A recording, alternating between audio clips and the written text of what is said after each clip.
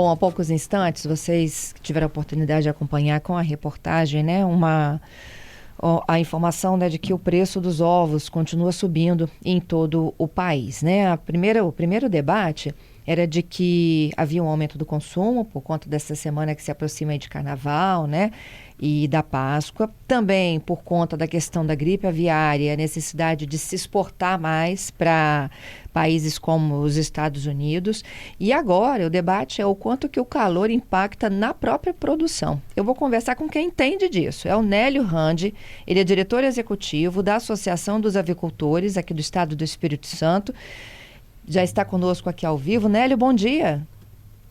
Bom dia, Fernanda, tudo bem? Bem, obrigada, viu, pela sua participação.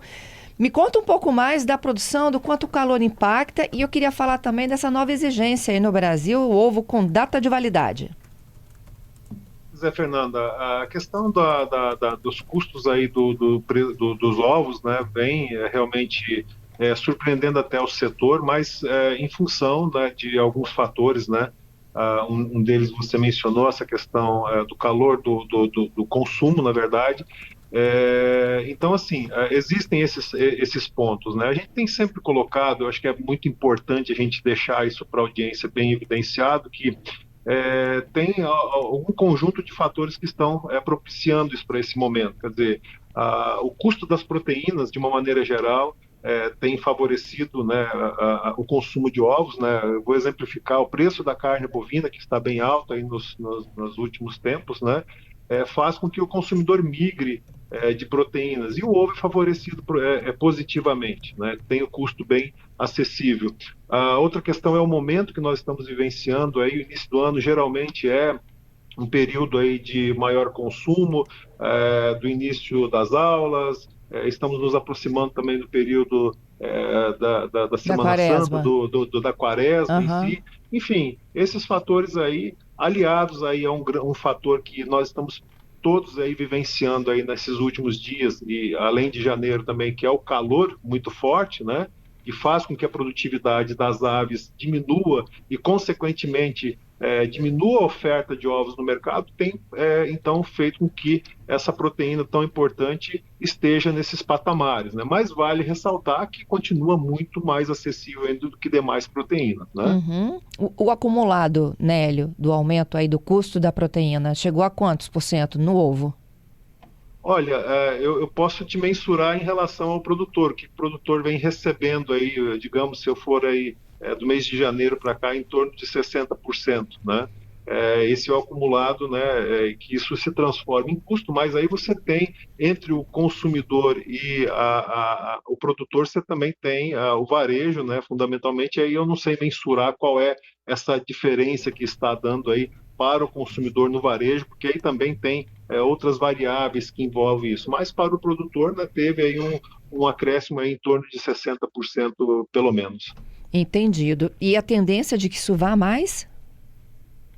Olha, se nós considerarmos aí que nós estamos aí próximos aí à Semana Santa, né, o período da Quaresma, melhor dizendo, né, se nós considerarmos que as proteínas ainda estão altas, né, e nós estamos aí torcendo também para que as temperaturas minimizem, mas mesmo assim, pelo menos manter nesses níveis que estão, né. Mas também são variáveis que podem ter aí um revés, né, e dar um arrefecimento, mas não é muito seguro a gente dar uma previsão do que pode acontecer.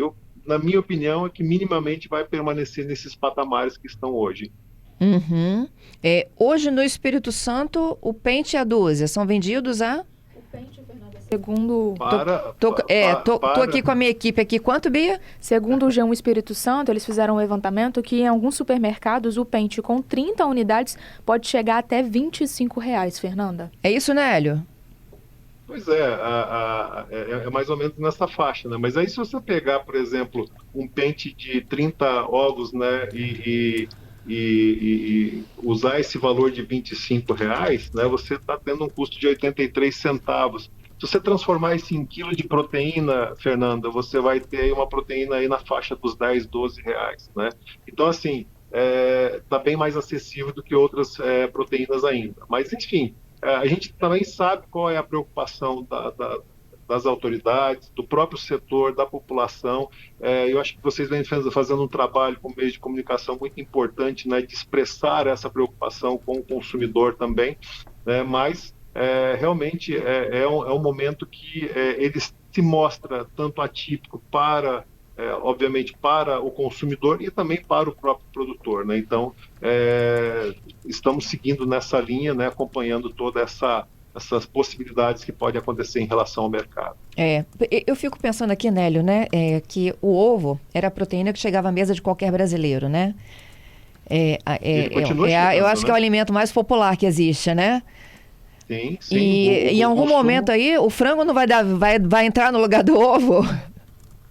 Isso pode acontecer, pode haver a troca de patamares em determinado momento, mas pelo histórico aí, geralmente o ovo ele acaba sendo a proteína mais acessível. Isso é mostrado para nós, Fernanda, através do consumo, né? Segundo aí a Associação Brasileira de Proteína Animal, o Instituto Alves Brasil, o consumo per capita nacional ele vem aumentando. Para você ter uma ideia, em 2023 o brasileiro consumiu 242 ovos. Em 2024 esse volume passou para 269 ovos por habitante ano. E já temos uma expectativa de, no mínimo esse ano, esse consumo ser aí na faixa de 72, eu arrisco dizer que vai passar de 75 ovos. Então, mostra que tem adesão cada vez mais crescente à proteína, né? Então, assim, o ovo ele continua sendo uma proteína muito versátil na mesa do consumidor, né? Uma proteína saudável, né? Que possui várias vitaminas e também é ideal para o consumo em todas as idades. Então, assim, eu não acredito que vá perder consumo em função desse fator, né? Apesar, assim, aliado a isso, outros custos estão se elevando também. Então, está fazendo parte da realidade de mercado ou de economia que nós temos atualmente. Né? Uhum. Nélio, agora o fato da gente ter a cidade, o município, né? Maior produção de ovos do Brasil, isso não nos beneficia de alguma forma? O produto está aqui dentro. Sim, nós temos o Espírito Santo é abastecido predominantemente pelo ovo que é produzido aqui no Espírito Santo. Cerca de 21%, 24%, 22% do ovo produzido no Espírito Santo fica no mercado local. Mas nós vivemos uma realidade de mercado nacional, né? Quer dizer, de mercado internacional que puxa esse aquecimento de preço. E nós temos uma peculiaridade aí nos últimos anos, nessa década aí que iniciou em 2020, com relação à produção. No início dos anos 2020, 21, 22, nós tivemos aí uma queda muito abrupta da produção capixaba. Nós chegamos aí a perder 22% da produção em função daquela crise dos altos custos, dos insumos, enfim. Isso o setor vem tentando recuperar, mas hoje, em 2025, a produção ainda está menor do que 2020. Então, não necessariamente por sermos um grande produtor, né? Eu fiz esse último comentário como uma exemplificação, mas não pelo fato dele ser um grande produtor, que necessariamente o preço local vai ser mais barato. Ele pode ter diferença. Por exemplo, essa semana o CPEA registrou os preços do Espírito Santo como os menores do país, né? Então, para o produtor. Então, assim, isso acontece em determinados momentos, mas não é uma constante. Uhum. Uma curiosidade, Nélio, por quanto sai, por exemplo, a dúzia e o pente do produtor para o supermercado? Essa semana, por exemplo, eu vi ainda ontem à tarde, a R$230 a caixa, quer dizer, fica R$7,67, ou R$7,80 a dúzia. Né? A gente compra por no mínimo o dobro. É o que eu comentei no começo, nós não sabemos como é a dinâmica depois do produtor, entendeu? No mínimo o dobro, sai 7 e pouco, gente, olha, do produtor e chega no supermercado a dúzia a mais de R$12. Né? Se a gente pegar uma promoção aí, a gente compra 10, R$12. E a caixa com 360 ovos, o que está embutido ali? É imposto ou o quê? Desculpa? O que está embutido nesse preço aí, dos 50% mais? Aí eu não sei te dizer.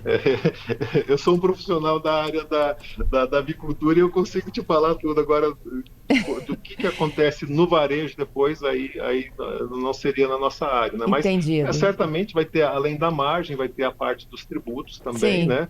mas tem a realidade também da demanda, da oferta, né, e da procura que existe também nos estabelecimentos, né? Então, assim, a gente tem essa percepção de que existe em certos momentos, uma margem bem elástica entre o que o produtor recebe e o consumidor paga, né? Mas isso faz parte da cadeia que faz essa travessia do produto para o consumidor. Entendido. Nélio, vamos falar um pouquinho agora dessa data de validade carimbada? É a partir de março agora? Pois é, nós estamos com essa portaria 1179, que foi publicada em setembro de 2024, e estava exatamente com o prazo, né, final de adequação dos estabelecimentos avícolas previsto para já dia 5 de março, né? É importante a gente destacar, nós vamos falar da prazo de validade dos ovos, mas essa legislação é uma legislação geral, então ela fala de vários aspectos e de várias obrigações da produção comercial, né? Muitas adequações que são regradas pelo Ministério da Agricultura, pelos órgãos oficiais. Esse ponto específico da datação, ele estava previsto aí para o dia 5 de março, né? O início da vigência efetivamente sob o ponto de vista de fiscalização, quer dizer, o término do prazo para as granjas fazerem as adequações. E aqui vale um parênteses, as adequações sempre são muito custosas, né? Os custos são muito altos para o produtor. Então, assim, nós, enquanto entidades estaduais, junto com as entidades nacionais, a gente sempre procura trabalhar de uma forma que essas legislações passem a ter um entendimento bem claro do que se deve fazer. Então, no entendimento que se preconiza, né, o ovo que ele é comercializado sem estar numa embalagem com o rótulo e com a data de validade, né, sem estar naquele pente com 30 ovos, ou com a embalagem de 12 ovos, ou com meia dúzia, ou até com uma caixa de 360 ovos. Se essa embalagem ela não contiver o número do registro do estabelecimento e a data de validade, ele vai ter que ser comercializado mediante essas informações na casca, né? Então, essa que é a realidade dessa nova portaria, né? E que tem, então, a adequação com prazo terminando no próximo dia 5 de março. Ocorre que, assim, nós temos uma realidade na produção comercial, né, que já está adequada com as embalagens, né? Mas também sabemos que existe aquela produção, principalmente dos pequenos produtores, talvez a produção informal, que não tem esse tipo de adequação. Então, é isso aí que vai passar a ser observado pelas fiscalizações em relação à data de validade e o número do registro do estabelecimento. Ou seja, se não estiver numa embalagem, né, que mostre esses dados, esse ovo ele vai estar inadequado perante a legislação. Há várias tentativas, né, de suspender o carimbo? Na verdade, assim, eu acredito muito pouco que tenha suspensão, né? Mas já teve uma atitude essa semana mobilizada aí pelos meios políticos e por instituições que fez com que o Ministério da Agricultura prorrogasse esse prazo dessa adequação em 6 meses. Né? Veja bem, ele não prorrogou toda a portaria com todos os itens, somente esse item da datação e registro identificado na casca do ovo, né? Em mais 6 meses. Quer dizer, então, os estabelecimentos agora têm o prazo até dia 5 de setembro de 2025 para fazer os devidos ajustes nos seus estabelecimentos, se forem comercializar o ovo avulso, o ovo solto, né? Então, a gente vem acompanhando isso, né? Cobrando as autoridades que se tenha clareza nesse tipo de informação e no tipo de regramento, e também que se tenha meios, né, para que o pequeno produtor e o médio produtor ele possa também se adequar devidamente, né? Inclusive em relação à parte de custos, né? Como eu mencionei, os custos são muito altos. Entendido. Então, vamos lá. A partir de março e até setembro é o período de adaptação?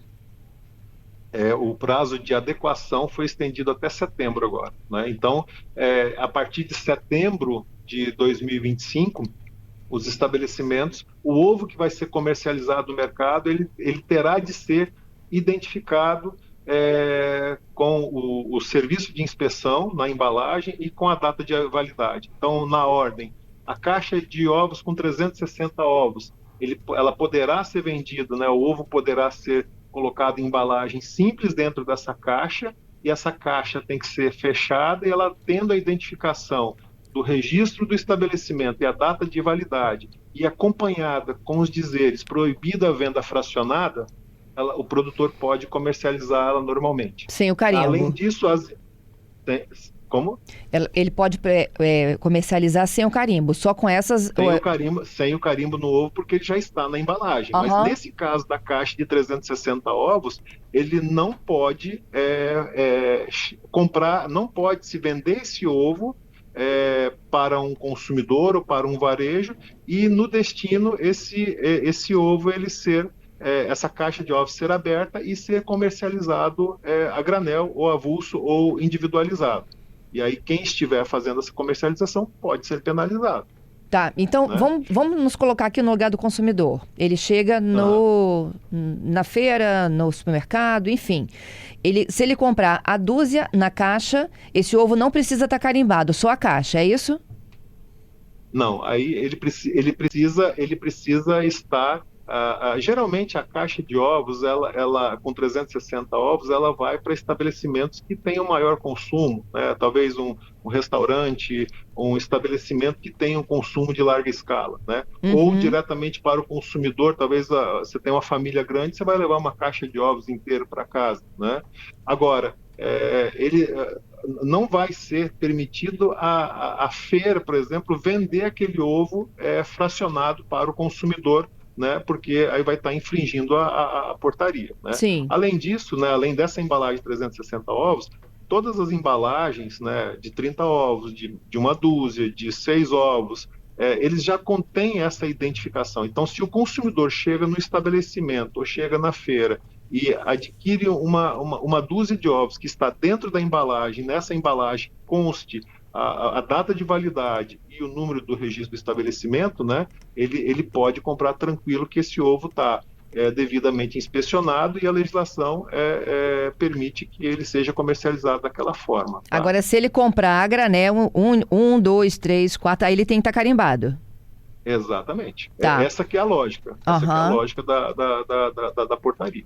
Tá. Tá? O Então, ouvinte aqui está me perguntando se o pequeno produtor vai ser obrigado a carimbar.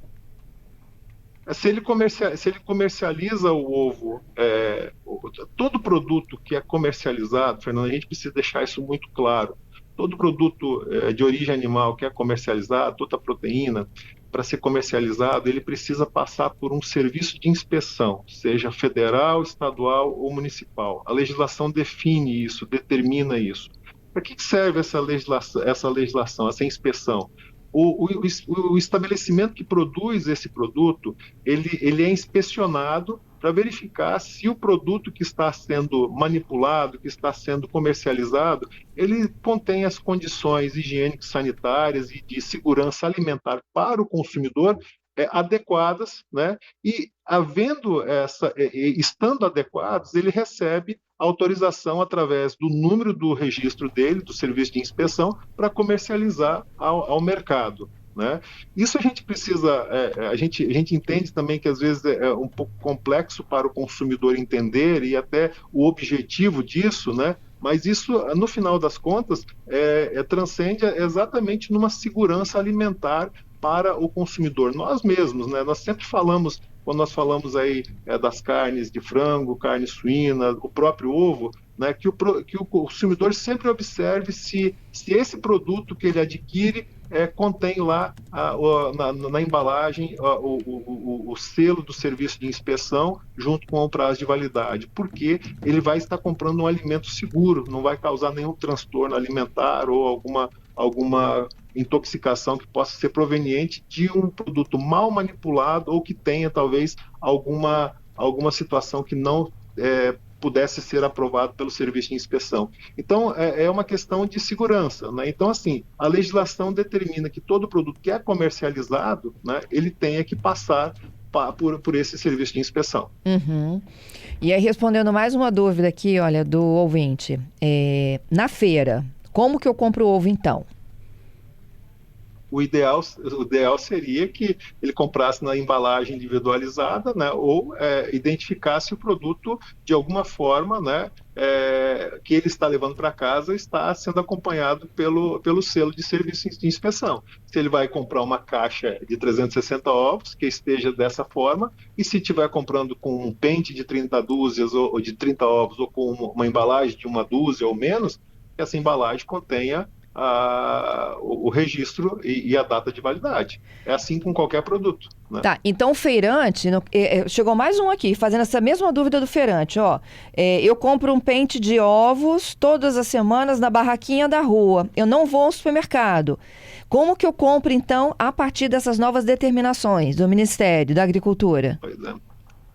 São exatamente essas dúvidas que pairam, Fernanda, em cima desse assunto, né? E que o próprio setor e o próprio mercado, também até por questionamentos do consumidor, vem apresentando às autoridades, né? Então, são pontos que estão sendo avaliados de que forma podem ser melhorados a cada dia, né? Nós verificamos isso enquanto setor, que são pontos de gargalo. São dificuldades também que são apresentadas para o produtor, né?